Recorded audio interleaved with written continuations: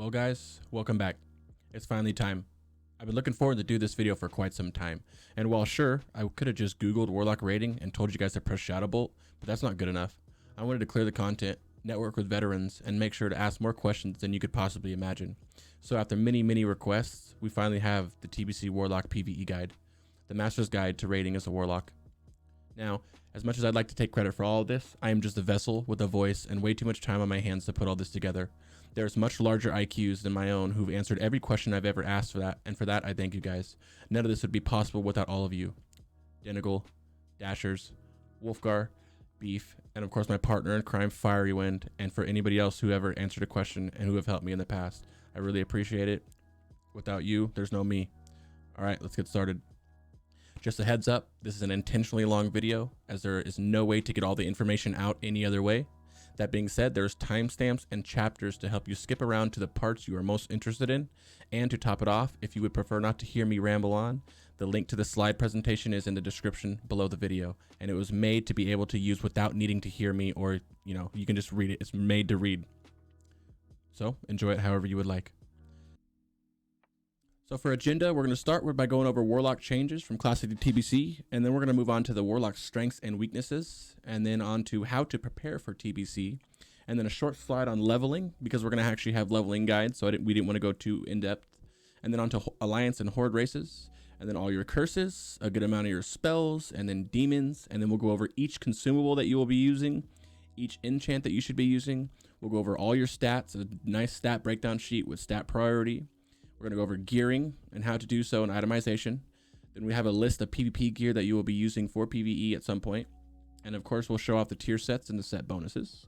And then we'll move on to professions. There's 4 of them to choose from. And we'll go over in detail which ones to choose and why. And then on to Warlock's role in raid. And then we'll go over some Affliction builds, some Demonology builds, some Destruction builds, and then macros and add-ons. And last but not least, some tips and tricks. So before we begin, Fiery Wind and I have started the official Warlock Discord server, specifically for TBC Classic, and would like to invite you all. The server is the place to go for any Warlock, whether you're new to Warlock or you're experienced. There's information for everyone in there. If you ever have any questions regarding anything about Warlocks, from PvE, PvP, leveling, theory crafting, to literally everything that has to do with the master class, please do not hesitate to head to the Discord and ask us. The staff has veterans marked with the big brain role, all of which have either cleared all TBC raid content or have previous gladiator experience. They are knowledgeable in at least one specific area, PvP, PvE, etc., and make active efforts to learn as much as they can and share their expertise with the community. Click the blue link above for the Discord link. It will also be in the description of the video, and we hope to see you there. Alright, first off, Warlock Changes.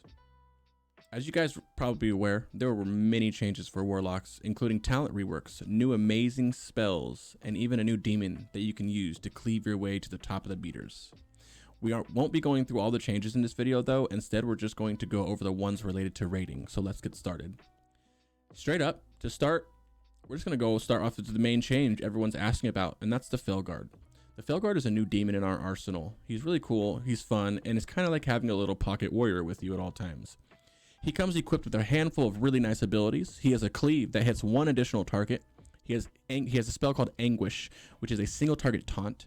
He has Intercept, where he charges in, does a little bit of damage, and stuns the target for 3 seconds. He has Demonic Frenzy and a passive avoidance that increases his chance to avoid AoE by 50%. So pretty much he's insane. There's a raid build, which we will get into later, that includes a little black book and good old Felguard. Next up, this is Unstable Affliction, typically known as UA, is the new and last talent in the Affliction tree. It is a hard-hitting dot that, if dispelled, blows the dispeller up even harder and silences them for 5 seconds. As you can imagine, it's pretty dope in PvP. As for rating, if you are Affliction and spec into UA, you should have 100% uptime on the boss. Next up, Seed of Corruption. Easily the most exciting and arguably the most impactful addition to Warlocks is Seed of Corruption. This is an AoE spell, and it does exactly as it says. Puts a beefy dot on the target, and after that dot's damage is dealt, or if the target dies, he will explode for mega damage, hitting every enemy near him. A word to the wise though, make sure your tank has aggro, otherwise you'll be kissing the floor. Here's an example of Seed of Corruption, done by the legendary Hamster Wheel. The link to this will be in the description as well. This is not okay. This needs to stop now. This is cancer. This is so much cancer that I can feel the tumors growing on my back.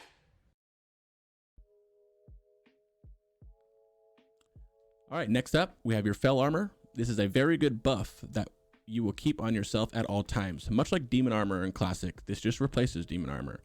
And since these kind of go hand in hand, Demonic Aegis is another new talent added to the Demonology tree. It simply buffs your Fel Armor by 30%. So instead of 20% healing and 100 spell power, it becomes 26% healing and 130 spell power. Next up, another lovely addition to our toolkit is Ritual of Souls. This spell begins a ritual that looks exactly like the summoning ritual, except for it's green instead of purple, and it places a soul well on the ground and can give out 10 Hellstones. You need two people to help you summon as well. I mean, you need 2 people to help you summon this ritual, just like you would, and it also holds up to 10 Hellstones, which makes it so instead of you having to sit there and pass out Hellstones to everybody, if you were even doing that in Classic, let's be real, you can now do this. Next up, Soul Shatter. This is one of the most important new abilities that we have in our toolkit when it comes to raiding as a Warlock. It does exactly as it says, completely halves your threat for all enemies within 50 yards. This is crucial to Warlock raiding and a tool that allows us to pump much harder. Imagine, if you will, in Classic that you're in raid and you're pumping hard, but now you notice that you have to stand idle because you're close to pulling threat. Well, now with Soul Shatter, you just shatter and continue to pump. A caveat is it does cost 1 Soul Shard. Next up, another new talent that really helps us maximize our DPS and raids is Shadow and Flame. Your Shadow Bolt and Incinerate spells gain an additional 20% of your bonus damage effects. This buffs your Shadow Bolts to make them hit even harder. Now these next 2 are utility talents and play a big role in raids. Shadow Embrace and Malediction both are new to the Affliction tree. Shadow Embrace puts a 1% physical damage debuff on the target, and you can put 5 points into it total for a total of 5% decrease. Malediction increases the damage bonus effect of your Curse of Elements by an additional 3%, bringing Curse of Elements to a total of 13% instead of 10%. This is massive. Typically, you bring 1 Affliction Warlock to your raid for both of these debuffs. Even though Affliction's damage is on a minor scale compared to Destro, they're still worth bringing. And one more new spell to add to mention, and quite possibly the most aesthetically pleasing spell in the game, is Incinerate. This is a very fun spell that does decent damage, and does even more damage if Immolate is on the target. Here's what the spell looks like. Oh my god! Wow! Oh my god! Wow! Oh my god! Wow! Oh my god! Wow! So next we're going to go over Warlock Strengths and Weaknesses, starting with Strengths. Some of the strengths for a Warlock are high single target damage. You can expect to be top 2 damage every time fighting the Hunters. They have top AoE damage, with Seed of Corruption being insane. They have a variety in specs, so you have a couple viable options in each spec if you would like to be rating in them. Yes, they won't be optimal, but even the ones that are optimal, like Destro, you have 2 or 3 different choices and talents that you can choose. Affliction, 2 or 3 choices and talents you can choose. So, might not be boring. You virtually never go due to life tap. You have limited competition on gear due to craftables in T4 and T5. So as a Warlock, you have professions and you get tailoring. That set of tailoring that you make, those craftables, you wear those in the T5 and some even the T6 if you don't get lucky with loot, thus freeing up a lot of competition on gear. They have insane self heals. When I went around asking a couple raid leaders what their favorite part about a Warlock in their raid was, they said that it was their damage, their CC, and their self heals. With Fel Armor increasing your heal, the incoming healing you receive by 26% after you put talents into it in Demo, or 20% if you didn't put talents into it, your self heals are insane. Obviously, your Healthstone helps. You can drain life whenever you need health. You're just really tanky, which leads to the next part. You're really tanky. You don't have to worry, but it's less. The raid leaders and the healers know, okay, that Warlock's at half health, but he is a Warlock at the same time. He can get himself back up pretty quick, or I know that he's not going to get hit as hard as this mage is going to get hit, or this Shadow Priest is going to get hit. And just because they're tanky, on to the next one, they can tank 4 raid bosses. There's 4 bosses. There's a slide, we'll get into it later, that you are actually tanking the boss as a Warlock. They're really fun to do. They have Hellstones, which you can set up different ranks. So if you have 3 Warlocks at least, which you should, you have one no points into improved health zone. One of them put 1 point into them, and the other one put 2 points into them, and you have 3 ranks passed out to your raid. And then, of course, soul stones, always helpful for B-res, curses, CCs, and of course the pets with the strength of a warlock too, assuming that you're AF or Demo. Now to the weaknesses, because even Achilles had a weakness, right? So, severe threat issues. You are dancing with threat the entire time. Even with Soul Shadow, you're dancing with threat. Now, to clarify, you are in control of your own threat. This is not something that don't not play a warlock because of this. You can easily control your threat. All I'm saying is that you do have severe threat issues. Shadow Destro needs 4+ locks to maximize DPS. Fire Destro requires a Fire Mage to maximize DPS. And these are not mandatory. You are still able to super pump. Just the more, if you're Shadow Destro, the more Warlocks you have, the more you're going to do. More Shadow Warlocks you have, let me specify, the more damage you're going to do. Warlocks have no movement speed. They are expensive to start gearing. The same thing I talked about in the last slide with strengths about your tailoring, which is really good, but they are very expensive. Not just your craftables, your tailoring, but your Dark Moon Trinket, your belts, everything that you need is very expensive. Soul Shards, this isn't that big of a deal to me, but a lot of people complain about Soul Shard farming as a Warlock. Understandable. Warlocks also have a little bit of a ramp up time if you're Affliction, which can be annoying. And also what can be annoying, certain specs can be boring to some. Destro, specifically Shadow Bolt spam. I personally don't mind it because the Shadow Bolts hit very hard.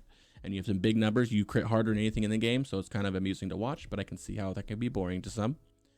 And of course, last, you need to cast as much as possible, excluding Affliction.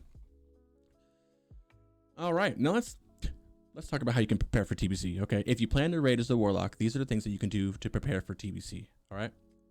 Make sure tailoring and leatherworking, or whatever professions you choose, are at 300. You can start stockpiling dark runes and demonic runes. You can be real sweaty and level alts for tailoring CDs. You can plan your leveling route or dungeon routes if you're dungeon cleaving. You can plan your gear progression. You can find this information on my channel or in the Warlock TBC Discord. Link will be in the description. There are many items and pieces of gear that you can obtain in Classic that will carry you into TBC as a Warlock. For example, this is just to list a few of them. Black Book will be very much needed to run the Felguard spec efficiently. Nels Tier is an amazing option as Pre-BiS trinket. Cloak of Necropolis and Cloak of the Devoured, Ring of the Devoured, Mark of the Champion, and Saf's Left Eye, just to name a few. There's a lot of things that you can get that are really good. And of course, gold, stockpile it. We are an expensive class to start playing. You'll need all the gold that you can get for professions, all your craftables, and everything else that you could possibly need as a Warlock. Now, on to leveling. So when it came to leveling, we decided not to dive too deep into this exact video because we're going to be doing an actual leveling video as part of the Warlock Compendium.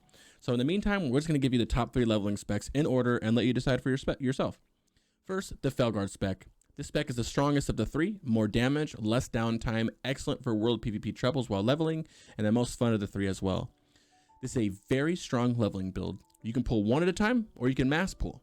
Felguard does massive damage. He cleaves, he charges, he virtually never goes due to the synergy of talents like Mana Feed and MDS, which Imp Drain Soul was reworked into a buff pretty much. This does not give you your mana slowly over time. It immediately gives you 14% of your mana back as soon as you clip with the Drain Soul. So it's really good. It's a staple of it. The synergy with this giving you unlimited mana pretty much into Mana Feed. Every time you life tap, it gives your pet mana as well. I mean, it's so nice.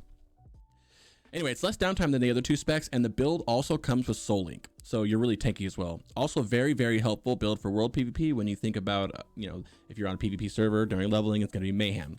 So with this build, you have 3 flex points in Affliction. You can put them in Suppression, Felconk, or Amplify Curse. That is up to you. You can also flex 2 points in Demo out of Demonic Knowledge and put them into Mana Feed if you find yourself having more mana issues. I only use one of these. You can take one out and put one in there. It'll help a little bit. It depends on how fast you're leveling, all right? The next leveling build, this leveling build is slightly less damage, but slightly more downtime and slightly slower killing time than Felguard spec because it's more for single target nuking. And you know what this is? This is the Affliction Drain Tank, okay?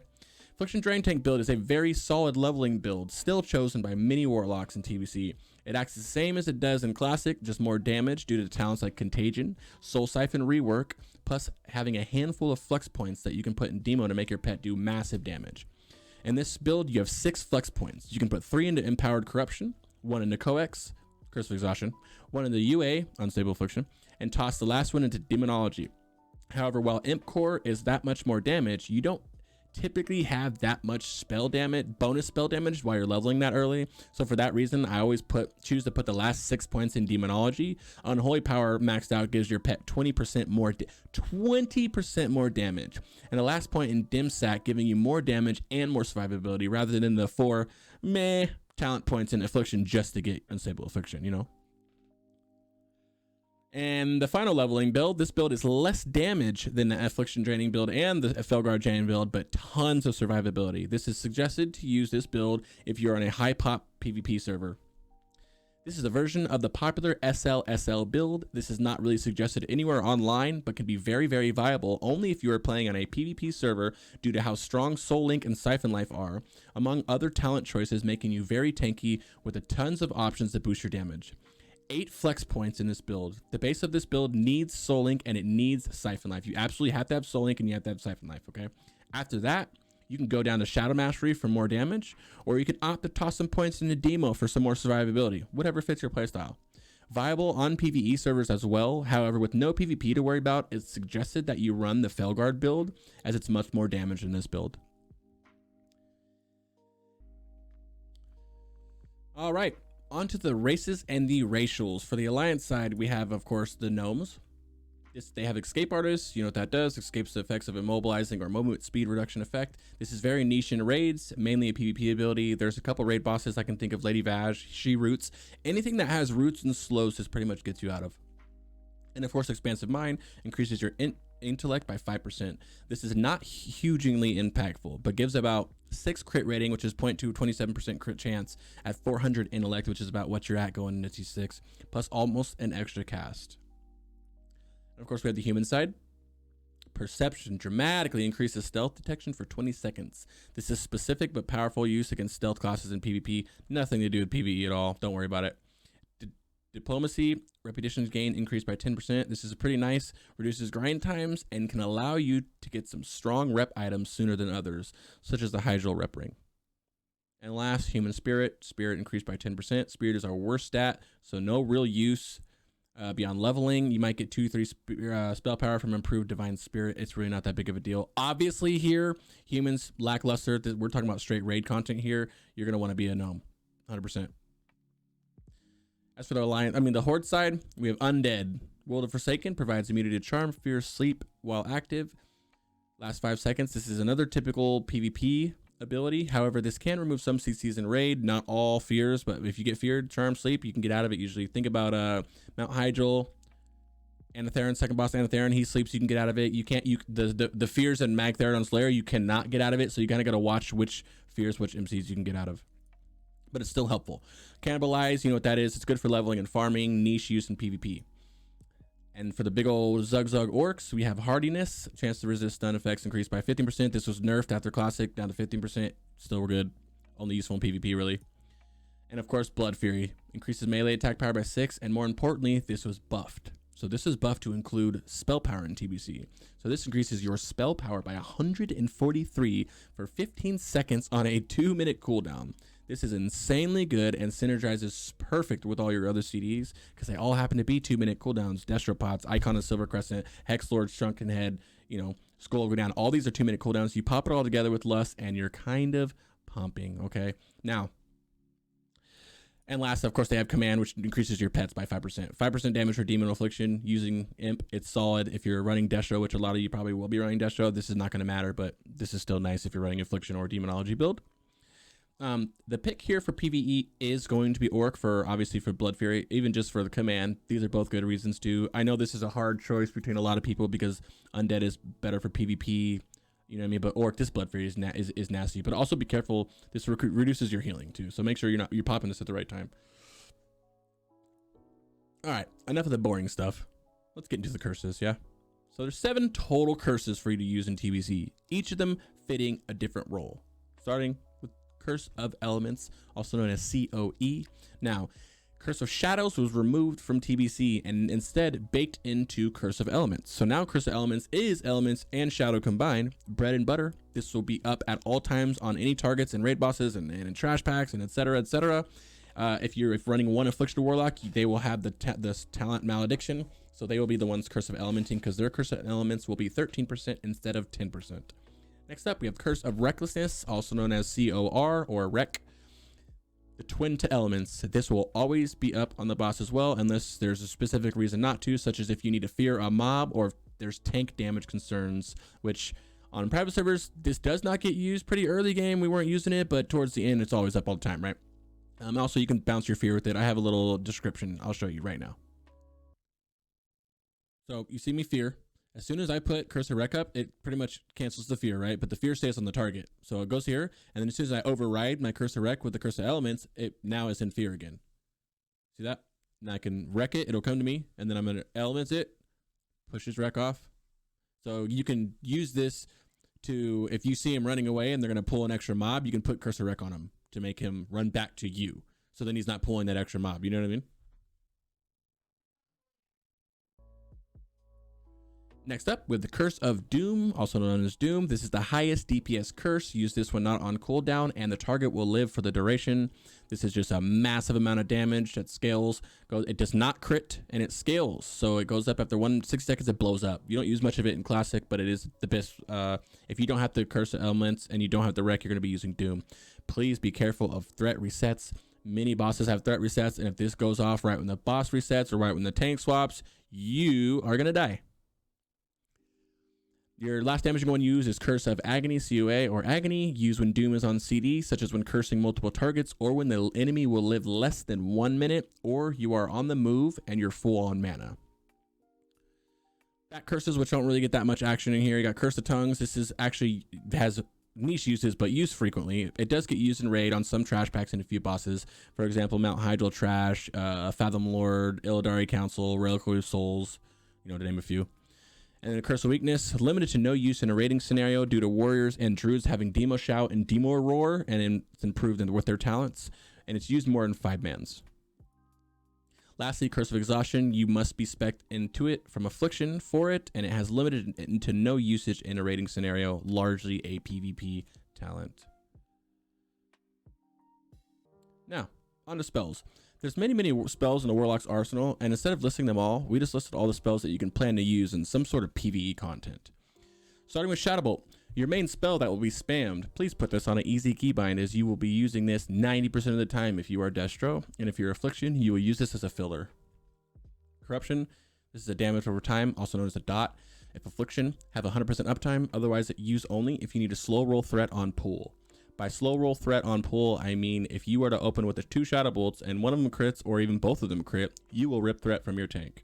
Slow rolling means on pull, put up a Corruption before you Shadow Bolt or an Immolate before you Shadow Bolt, whatever you need. Typically, if you outgear the tank, you're going to have threat issues early on. Immolate, if Affliction, cast only if you have Scorch, otherwise only use if you are spec'd into it or if there's a Fire Mage in the raid, or once again to slow roll threat on pull. Shadow Burn, this is a Destro spell only and instant cast. Use if you cannot finish a Shadow Bolt or if you're removing and you do not need to life tap. Unstable Affliction, also known as UA, this is a damage over time effect. Affliction spell only, 100% uptime throughout all encounters if spec'd.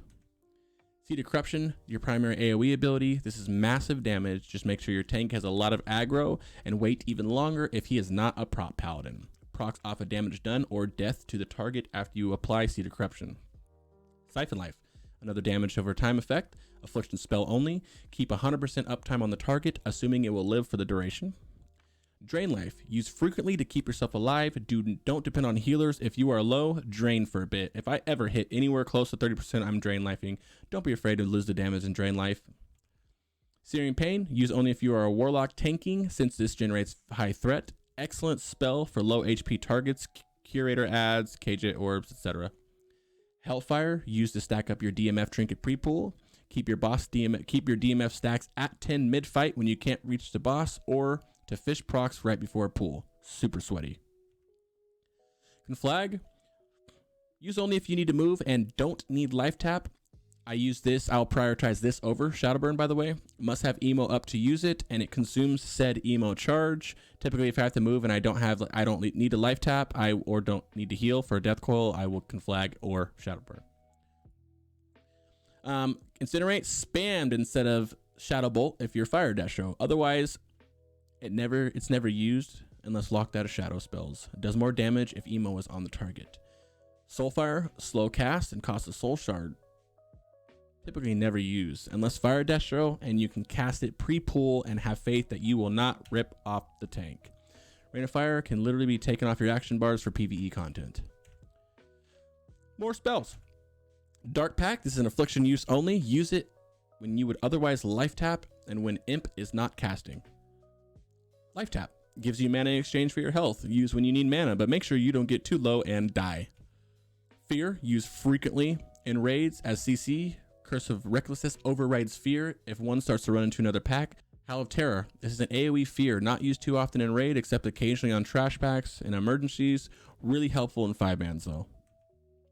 Death Coil, my favorite spell, a lot of Warlock's favorite spell really. Instant cast 3-second Horrify that heals you for the damage dealt. Use this when you need health and have to move. Can also be used as a form of CC interrupt on trash packs or in dungeons. Demon Armor, no longer used, replaced by Fell Armor. Remove it from your bars. Fell Armor increases healing taken by 20% and your spell power by 100. This gets buffed up by talents. It goes to 26% healing and 130 spell power. The only armor you'll ever use in raid, can't talent. Like I said, you can talent in it to make it even stronger. Next up, Soul Shatter. Cuts your threat in half but 50 yards. We've already talked about this. This will be your new favorite spell. Hellstone, use it when healing is focused on other people. Ritual of Souls. Raid members can click on this for a Hellstone. Has 10 Hellstones in total. 5-minute cooldown. Need 2 others to help finish the cast. Ritual of Summoning. Summons party members to you. Needs 2 others to help summon. Fell Domination, obviously called Fell Dom, reduces summoning time for your next demon by 5.5 seconds and mana cost by 50%. Very useful for demo if your pet dies. It's useful for Fire Destro when switching between single target and AoE because you need to get your imp and your succubus back and forth. And more importantly, if you die and get B-res in combat, you don't have to wait the whole 6 seconds to summon a new pet. Amplify Curse, this is an affliction only spell, increases the damage done by Agony and Doom by 50%, or the slow of exhaustion by 20. You would just use this with your cooldowns. Last page of spells, we have Shadow Fury. This is a Destro only AoE damage stun for 2 seconds, 20 seconds cooldown. This is a new and it's the final talent in Destro. It has some AoE dungeon farm strats, but other than that, you won't be you never even spec into that to take it in the raid anyway. And even if you did, I can't see when you'd use it besides trash. Enslaved Demon, there are a few demons that can be MC'd in the raid, also used to keep control of the Infernal. You summon with Infernal in Hyjal and the Fell Hunter on High King Mulgar in Gruul's Lair from the Summoner as well. Soul Link, demon only, transfer 20% of the damage taken to your demon, increases damage done by you and the pet by 5%. This makes you very, very tanky. Drain Soul, as usual, used for soul shards. Obviously, only use rank 1 since you will never be doing this to get damage, just strictly to get soul shards. Drain Mana, this is never used in PvE. Banish, one of your primary CCs you will use in raid. Very important. I feel like I use banishes more than I use fears. Banishing a demon or elemental. Make sure you slot rank 1 and rank 2 banish on your action bars as you switch between the two frequently. If you and I are both rank 2 banishing something, pay attention to the other adds the raid is fighting. If you see ones at half health and he's kind of chunking down, but you do need to banish, don't rank 2 banish, rank 1 banish instead. Health Funnel. Heals pet at the cost of your own health. Use as AF and Demo to keep demon alive if they are not getting heals. Detect Invisibility allows you to see invisible mobs in PvE. I don't remember using this in PvE or in raiding. I did use this in a couple dungeons for the invisible packs though. Shadow Ward, absorb shadow damage, great while farming mobs to avoid shadow damage in raid. This gets used actually a lot. Especially in Black, I'm in Black Temple right now, and I use this almost on cooldown on certain bosses. You know what I mean? It saves your life. It's a good amount of damage that it absorbs. I have Kilrog, summons an eye you control, useful for safely pulling certain packs or building AoE threat for a paladin. You life type where he heals the mobs run to you from the eye Kilrog. Demonic Sacrifice, Demsac, Demonology talent, but only used by Destro, either fire or shadow. If farming as Destro, you can sack Voidwalker for sustain. And lastly, create Firestone. Conjures a plus 30 fire damage wand, pre-raid BiS, useful in T4 or T5 when you don't need hit and only if you are fire Destro. Okay. Woo, that was a lot, guys. Now, like I said, now to the best friends, your buddies, Your besties, the demons. Imp. Use only if you're Affliction or Fire Destro. You demonic sack the Imp. Voidwalker, never really used much. Emergency sack shield in raid if you want to live. Shield can also help avoid pushback. Reliquary of Souls in Black Temple, phase 2. I like to use Voidwalker because it helps me prevent Dead End from killing me. Succubus, if Shadow Destro, you demonic sack Succubus. Also uses sack if Fire Destro when AoEing. The Fellhunter, used when tanking Leotheris, Illidan, and Twins. Also can be used as emergency spell lock. Other than that, you shouldn't be using them. And of course, the Felguard, we went over it. Our new demon, only used if running the Felguard Demonology build or in 5-mans. So now, let's dive a little bit deeper here with consumables. There's a good amount to use, and it is all worth it if you really want to see your potential. Starting with the Flask of Pure Death. This is your main flask, 80 spell power for 2 hours. Use this all the time. Second up, Flask of Supreme Power. Now, this is 10 less spell power than the main one. So this is a cheaper flask, typically used for raids on Super Farm or if you're just pretty cheap. But do know why you should be trying to get Flask of Pure Death, because it is 10 more spell power. At the same time, it is only 10 more spell power. So, I mean, come with a flask if you got to. Brilliant Wizard Oil. You have 2 oil choices for your weapons. In TBC, you actually coat your weapon with a oil. Brilliant Wizard Oil, 36 spell power and 14 crit rating. This is the oil you would use if you are Demo or Destro.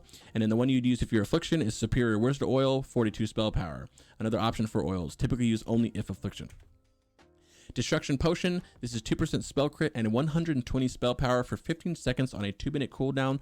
This is your bread and butter in your consumables. These are kind of expensive. They're roughly about 40, I'll probably say 30 to 50 gold for a stack of 5. These are used on cooldown. It's a 2-minute cooldown, which fits your Blood Fury if you're Orc. It fits your Icon of Silver Crescent. It fits your Hex Shrunken Head. It fits your School of Gul'dan. It fits your... It doesn't match with Scribe's Blood Gem, I think, because that's 1.5 minutes. But either way, this is a very cooldown. I mean, when we get to macro section, we have macros to pop it all at one time. You're going to love these things. They're addicting. Let's just say that. They're addicting. Kibler's Bits increases pet strength spirit by 20. Used by Demo for buffing pets, and this stacks with the scrolls. Dark Runes. Bind on Equip. Restores mana at the cost of your own health. Nice to have in a raid so you don't have to life tap. And plus, it is not on the GCD. Demonic Runes. Same thing as Dark Runes, except these are BOP. Poached Bluefish. This is 23 spell power and 20 spirit. This is your food buff. This is another food buff for the same 23 spell power and 20 spirit. So the thing about this though, and I brought up both of these just because on private servers, Poached Bluefish are the popular ones. Black and Basilisk are not popular. For some reason, even though they have the same stats, 23 spell power, 20 spirit, Poached Bluefish is sometimes 10, 20 gold more than for a stack than the other ones. So make sure you guys are paying attention and you can see the prices of them. Scrolls, these can be used for rare occasions of not having a major priest in your raid. Also, strength attribute scrolls can be used on your Felguard in the Demonology build as well. Flame Cap, this increases fire spell damage by 80 for 1 minute. 3-minute cooldown, shares CD with Dark and Demonic Runes. This is a very, very powerful consumable for Fire Destro. Super Mana Potion, your mana potions only used during AoE because you have, you have life tap. But when you don't want to life tap when you're spamming AoE on bosses, go ahead and pop a Super Mana Potion. Super Healing Potion, this is your, healing potion. Free Action Potion, this is very niche, but used during the Kael'thas encounter when his advisor throws a toy at you, it stuns you for a minute, you can pop a flap. Invisibility Potion, also niche, but can use to skip certain parts of the raids. There's many skips that you can do, no point in listening to them. Every raid will have their own. All right, next up, Enchants. There's a lot of Enchants to choose from, so it can be confusing. Just follow this and you'll be fine. For head, we have one that permanently increases or enchants your head for 22 spell damage and 14 spell hit rating. This is pretty good because this is where you can get the rest of your hit at. As you know, we need hit, so that's a good one to go to. Next up, you have the sub enchant for your cloak. This is only in patch 2.1 and above. Teaches you how to permanently enchant a cloak to reduce how threatening you are by 2%. This is mandatory if it's out. Reduces your threat by 2%. Simple enough. So for shoulder enchants, you have options between Scryers on top, Alders in the middle here, and the Sapharian from Nax enchant on the bottom, okay? The Saf enchant on the bottom is BiS by a very, very small margin, tiny, unless Affliction, in which case Alder is BiS for Affliction. Alder is slightly better than Scryers as well, okay? Scryers typically is chosen for Scryer's Blood Gem and Seer Signet, obviously. But yeah, so that's what the enchants are. As for bracers, nothing, no choices here. You have 15 spell damage, spell power on the bracers. And then lastly, for your pants, you have Runic Spell Thread. This is massive. So there's Runic Spell Thread, and then there's Mystic Spell Thread. I forgot to put the Mystic one on there. So the Runic one, well, I guess I'm glad I didn't, because you should be using this one. This one is 35 spell power, 20 stamina. The Mystic one is 25 spell power. So you're missing out on 10 spell power. So let's pretend the Mystic one didn't exist and just get the Runic. Although Runic typically goes for 400 gold. Mystic typically goes for 5 gold, or, you know, not really 5 gold, but like 100 gold. So it's like decently cheaper. On to the weapon enchants, you have the major spell power one from Classic. This is a 40 spell damage. You have the Soul Frost, which is 54 Frost and Shadow. And then the counterpart to that is Sunfire, which is 50 Arcane and Fire. Okay, you're going to go with spell power until you can get, yeah, well, pretty much major spell power is just a budget enchant. Only use until someone is able to do Soul Frost. The Soul Frost and the Sunfire patterns drop in Karazhan. Soulfire, I don't know where Sunfire drops from because I don't use it. Specifically, Soul Frost drops from Ilhoof in Karazhan. So until that gets dropped on a fresh server or when Blizzard launches it, you're going to be using that plus 40, okay? Soul Frost is used for all specs except for Fire Destro, in which case they would use Sunfire. Lastly, for gloves, you will use Spell Strike if you need hit, major spell power otherwise, okay? So one simple, one's 15 spell hit, the other one is 20 spell power. Usually, typically I use the Spell Strike one, the 15 hit until like T5, into T5, T6, then my hit starts to even out and I can start losing some hit, and the first thing I drop is the enchant. All right, my guys, last is the enchant for the chest. This is only chest enchant worth mentioning in PvE. It's just a straight 6+6 stats, man, nothing else. All right, now on to some stat breakdowns, starting with stat priority. The most important stat for all 3 specs is hit. You want to get that ASAP. Hit cap's a lot easier to reach if you're Affliction for suppression talents, obvious reasons.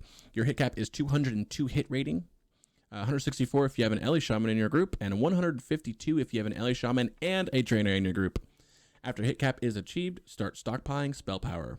Haste comes into play T6. For now, don't worry about it. So hit greater than spell power, greater than crit until T6, and then it goes hit greater than spell power, greater than haste, greater than a hit for your spell priority. Your stat priority, I'm sorry. Some quick stat changes from TBC. It removes the percentage-based effects on all gear for hit and crit, and instead uses a system of rating. So a certain amount of rating equals 1%. Any classic gear that had a percent instead receives an amount of rating that gives that percentage at 60. So for example, Nel's tier is a 2% spell hit in classic, but it is 16 spell hit rating in TBC. That's 2% spell hit at 60, but only 1.27 hit at 70, okay? So you can see the exact decimals down here. It's 22.08 rating for 1% crit. It's 15.76 haste rating for 1% haste, and it's 12.62 hit rating for 1% hit. Some quick affliction stat info because I gear a little bit differently. Before 6% hit, hit is greater than spell power, greater than haste, greater than crit. After 6% hit, hit equals spell power, greater than haste, greater than crit. And after 6% hit, and with enough gear to be AF and Ruin instead of AF and, instead of UA. So you get, Affliction has UA build and they have like an SM Ruin type build. Hit greater than haste, greater than spell power, greater than crit. Note, if Affliction, just worry about hit cap. It's not as hard to achieve because of suppression, and then just stack as much spell power as you can. Your dots cannot crit, and haste does not affect the speed of your dot ticks. However, it does lower your GCD still. All right, now a nice little quick slide on PvP gear that you will use in raid. So right off the bat, you have season 2 bracers. You'll end up using these. They're BiS until you get what is it? The ones from Alar? I believe it's the ones from Alar. I could be wrong. Season 3 bracers until you can craft or acquire bracers of Nimble Thought, which drops from Mount Hyjal. It's a pattern. You can craft them. And season 3 neck until you can get the KT neck. Season 4 neck if you still don't have the KT neck or the Black Temple neck. Season 2 weapon is BiS T5, and season 3 weapon is BiS before Tempest of Chaos out of Mount Hyjal off of Archimonde or Zardoom off of Illidan himself. All right, going on to what could be the most exciting thing because it looks so dope are the tier sets. So starting with T4, T5, T6. All right, now we look so cool. And I'm here to tell you, as cool as most of this looks, the set bonuses are kind of meh. Your 2-piece T4 is massive for your T4. It's just your shadow damage or fire damage. Have a chance to grant you 135 fire damage if it's fire, shadow damage if it's shadow. This is very good. You'll be using your 2-piece. Because of this, Warlocks are proud 2-piece T4. You'll be using this for a while. I typically use my 2-piece T4 until I get my T6, and that's what replaces it directly. As for the Force set, increases the duration of your corruption and immolate by 3 seconds. Doesn't matter for Destro, decent for Affliction. As for T5, this is my favorite thing. If you couldn't tell by the channel theme, this is a lot of people's favorites. I hate to break it to you, you more than likely aren't going to wear any of this unless you can get lucky and get the head, because the head becomes BiS at some point because of the meta gem. However, this is Hunter and Warlocks is your token. They will get fed this, plus the 2 and the 4 piece are garbage. 2 piece causes your pet to be healed for 15% of the damage you deal. Garbage. Even in PvP, it's garbage. I mean, it's all right, but you're not going to use that in PvP over the PvP gear.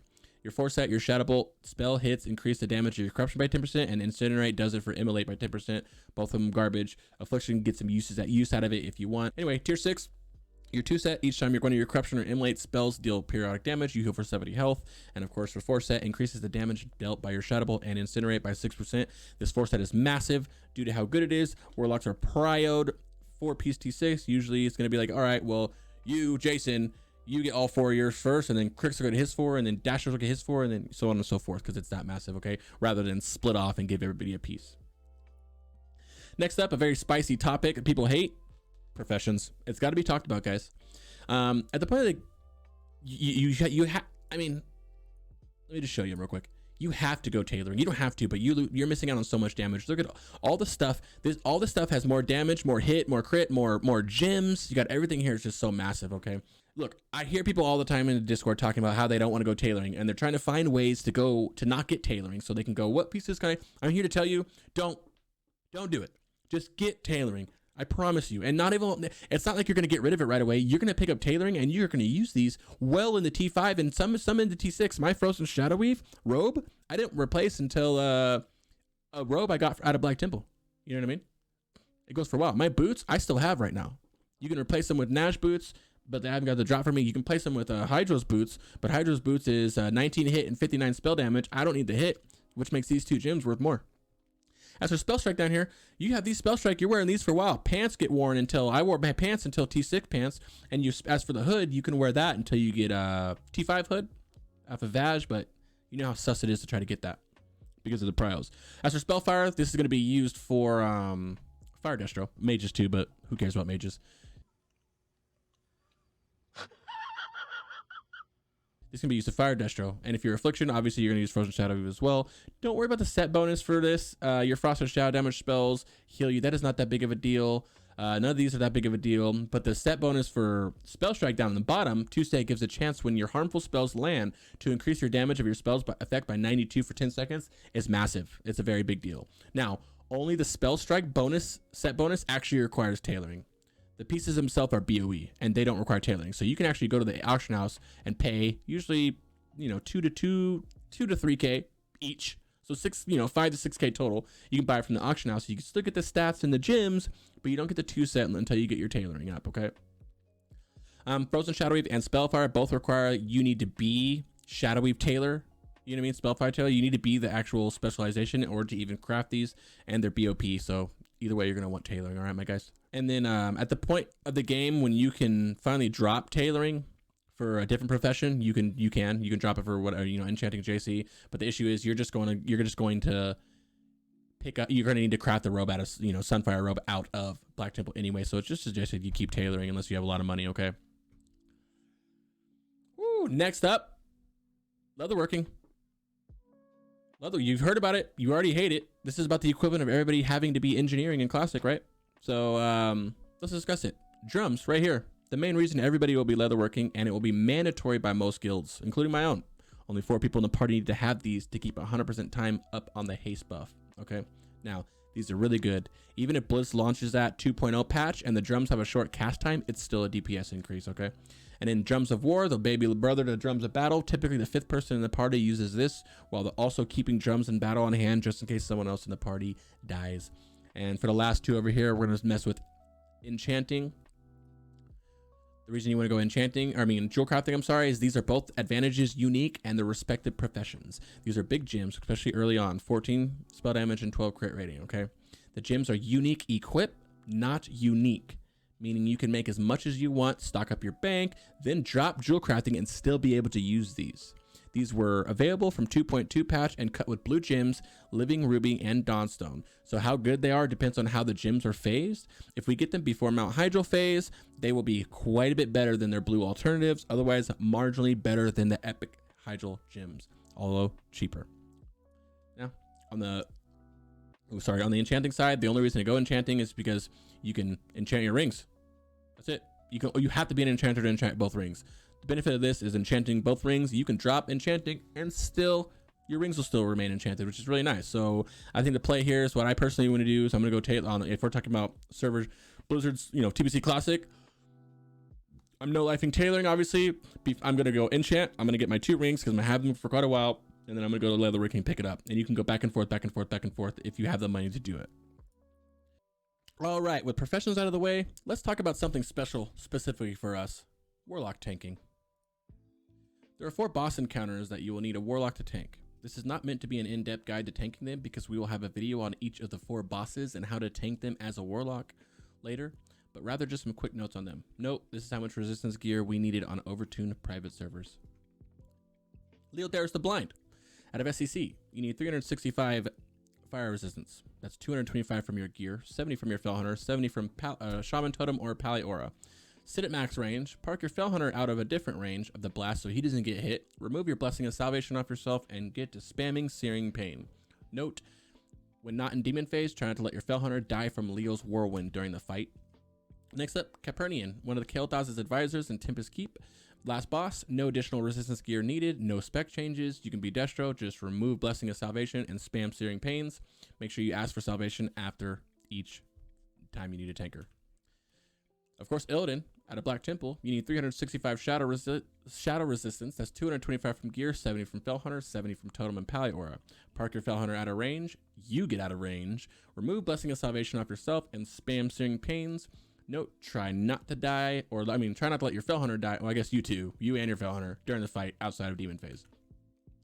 And then Twins at a Sunwell Plateau, because the damage she does is irresistible. This means that you can't be resisted. This does not require any fire resistance, rather just high amounts of HP, about 18k. You must make sure you do not have any shadow res off, so remove your pre-shadow prop that's usually up. You don't want any shadow resistance during a fight, as you must purposely take shadow resistance to reset your fire stacks. And if you resist shadow, you won't reset your fire stacks, thus you will die. This next slide is just a brief one discussing our role in rotation and raid. As Affliction, you typically have 1 per raid. You keep Curse of Elements up at all times on all targets. You have some strong cleave if you want to, and then you reduce physical damage done by targets by 5%, and you also, which I don't think I put on here, have COE. Affliction rotation looks like Curse into UA, into Corruption, into Siphon Life, into Immolate if you have Fire Mage, into a Shadow Bolt in your filler. Next up, Demo Ferrard Roll. Strong Cleave, this is the best AoE out of the 3 classes, very high single target in T4 and T5. Pet management has to be top notch, so he doesn't die to high damage melee mechanics. Your rotation looks like Curse, Corruption, Immolate, if not wearing a lot of Shadow gear, or if you have a Fire Mage, and Shadow Bolt. As for your pet, make sure you have that mouse wheel going up and down, and make sure you have your pet going in and out, and you have to. This spec does not work if you do not know pet management. If your pet's dying every fight, don't even run this spec, We're going to have an in-depth thing on it soon. Destruction, simplest rotation. Best single target in T6, competitive in T5. Occasional CC you have to do every now and then with some fears and some banishes. Other than that, put your curse up, Immolate. If not wearing a lot of shadow gear, always Immolate if you have a fire mage or if you're spec'd into it. And just spam Shadow Bolt or Incinerate if you're fire Destro. That's, and then the most you can do, obviously, which if you're on the move, cast it. If you need health, life tap on the move. Actually, I'll wait till the ending slides and then I'll go over a little bit of rotation with the life tap because I want to talk about that for a minute. Anyway, yeah, so that's it for the rolls, guys. All right, now for my favorite part, raid builds. Before we start, please know that soon, very soon, we're gonna have an in-depth guide for each spec. Literally, that's the next thing we're working on is spec guides. For now, we're only gonna show 1 build per spec and some flex points options, starting with Affliction. So this is your standard Affliction build to start a TBC. You've got 2 flex points in MDS. You can put into Soul Siphon if you want. The difference is this is 10%. If 2 points, if each point is 5%, totals for 10%. Affliction threat reduction versus self-healing. If we're all gonna presume that TBC Classic isn't super hard, are you gonna need the self healing or do you want the threat reduction? Up to you. We choose the threat reduction. On certain fights where the imp won't be one shot by AoE mechanics, perhaps with a little bit of help from your priest shields and keeping your pet management alive, you can go 3 points into improved imp, 2 points into imp fireball, making the imp actually do respectable damage, roughly 20% of your total damage. Then drop shadow burn intensity and destructive reach, obviously. This also requires a pretty good shadow priest to be really good, but under those conditions, with the imp pumping, you are bridging the gap with Destro, even in T5 gear. Okay, as you get in the T5 BiS, and especially as you move in the T6, it becomes optimal to drop UA and run Ruin instead. Next up, Demonology. So this is a standard Felguard demo spec. It's pretty much the only way you'll run Demonology is if you're running Felguard with some niche succubus play if you needed to. You only need 2 points in mana feed to sustain the Felguard cleave, and then you put 1 and 2 points into improved corruption because it's a DPS increase with the reduced cast time, not without the reduced cast time. If you can remove points in demonic resilience and take Destro talents such as intensity. Little niche here, but especially as your gear improves, a potentially higher DPS build is to remove the point in imp corruption and Felguard and mana feed, then take Ruin and run Succubus. Yes, it's squishier and she does less damage overall, but because of the due talent points you put in there and enough gear, she could be a par spec for this fight. Lastly, Destro, the main spec most people are going to be. So this is your bread and butter Destro build, your holy grail. This differs from the normal Destro build you find online and everywhere else, where they take nether protection and soul leech. That build is very viable as well. However, only really used for progression on peace servers because the raids are drastically overtuned. With this build, you sacrifice survivability points for more damage in Imp, Immolate, and Emberstorm, allowing you to keep Emo up at 100% and it's actually doing respectable damage. If for some reason you need survivability, or until you get used to the fights, simply just remove Imp, Immolate, and Emberstorm and put them in nether protection and soul leech. Simple enough. Side note, the point in Conflag is a flex point. You can put it wherever you want. You can put it 1 point in Cataclysm if you want, or that's for your mana. Or I like to keep it in Conflag because heavy movements fights, Conflag gets a lot of value. You get a lot of value out of Conflag. Conflag actually does respectable damage on heavy movement fights. If it's something where you're kind of just standing still a lot of the time casting, then you can go ahead and put it in Cataclysm if you want. Fire Destro uses the same build, taking ISP over Cataclysm. So for that boss, trash with significant AoE, you just sacrifice your Succubus instead of Imp and just be Shadow instead.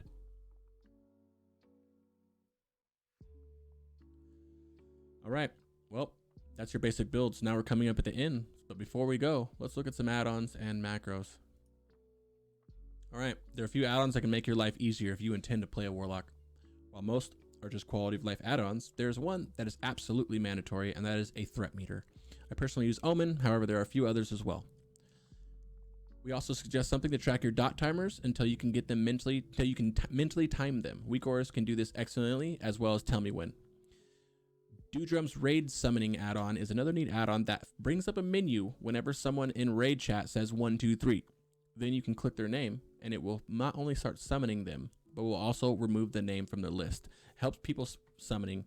It helps so people aren't summoning the same people. You know what I mean? You know when you're in raid and someone goes 1, 2, 3 and you click them, but then I click them and then he also clicks them and then we're all three summoning them and we're like, you know what I mean? That just helps with that. Other than that, the last thing we suggest is an add-on to track your party drums. The one we use is called Panacea Drums. Here's some that can make your life easier. You can. Necrosis, this is a Warlock quality of life add-on. Some people like it, some people don't like it. DBM, absolutely mandatory. You already know what it is. Damage meters, details recount, Questy or Quest Helper, Atlas Loot, Bagnon, Auctioneer, Gear Score Light, and Item Rack. Item Rack lets you easily swap between your gear. This is like one of my favorite add-ons in the world. And last, macros. Okay, now on the macros. So just a simple macros real quick. Big one is /focus. This is a quick and easy way to set a target to focus. We suggest doing this because it allows you to see the enemy cast bar when you otherwise would be too far away to see it. Focusing was not in Classic, so what it does is it puts if we're here, it puts a little bar wherever you want it, a little focus bar, so you can always keep an eye on him. So you can have the focus bar here and be able to target anybody else and still see the boss's health. This is very, very nice. I like it mainly because you can always see the cast bar.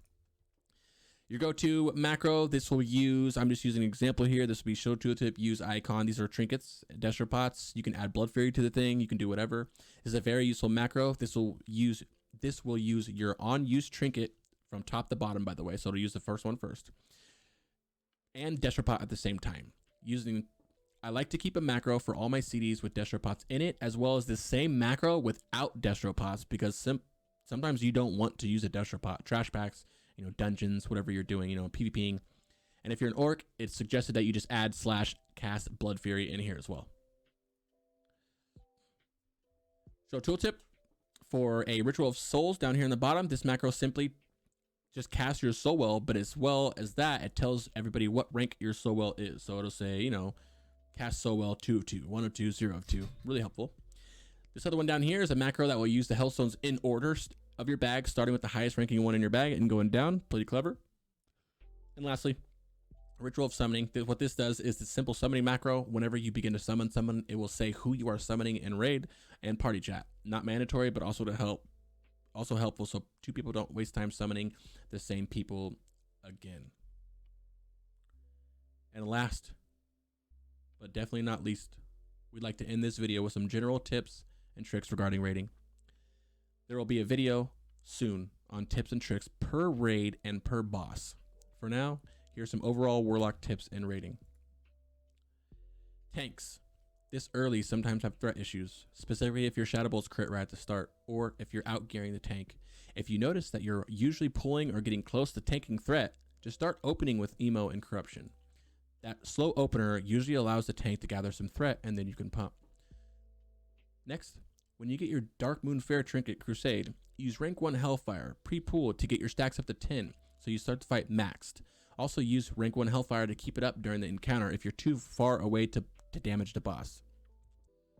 Alright, so this is your DMF trinket right here. Every time I deal damage, it gives me 8 spell damage and it stacks up to 10 times. So the way you can do this, you can choose this a little bit, is before boss pull, you can just rank 1 Hellfire. And you can see my stacks going up. You just do this in between before you pull, and then obviously sit and drink right here. So you go into the fight full health and full mana. Just watch your stacks. When it starts to get low, just go like this. And also, if you're use that if you're out of range and you can't attack the boss, just snap one real quick like this and keep going. That's all you got to do. Next, wait a few globals before popping your CDs, trinkets, Blood Fury, Desher pots, so your Shadow Priest can have Shadow Weaving full up on the boss.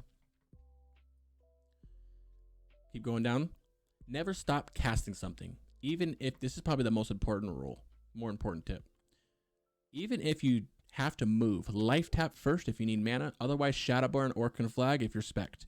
Agony off targets, or even Death Coil if you need some health. Just always be casting something. When seed spamming, occasionally swap targets to split your threat. Try and stack all your CDs, whether they're spell power, crit, or haste, buff, trinket, potions, anything you have, stack and use with lust, unless you're wasting a cooldown by waiting. When in doubt, drain life it out. Don't be afraid to drain life. If you're low on health, sometimes the healers can't get to you. Yes, you lose out on some damage, but it's better than lying, hugging the floor. Soul Shatter is a very important spell for us, and needed in order to properly DPS as a Warlock. This halves your threat on the boss and anything around it. It is important that you wait as long as you can so as to reduce the most threat possible. It has a 1% chance to resist as well, even hit capped, so don't wait to use it after you pull threat. Whether it's a trash mob or a boss, if it's going to die before your next Shadow Bolt, Shadow Burn, or Conflag if spec'd. And also, another important one, stay in range of your totems. I cannot stress this enough. The totems are massive. 101 spell power, another totem is hit and crit, you got Trimmer totem, you have so many things. Even during hectic boss pulls, try your hardest to stay in a range.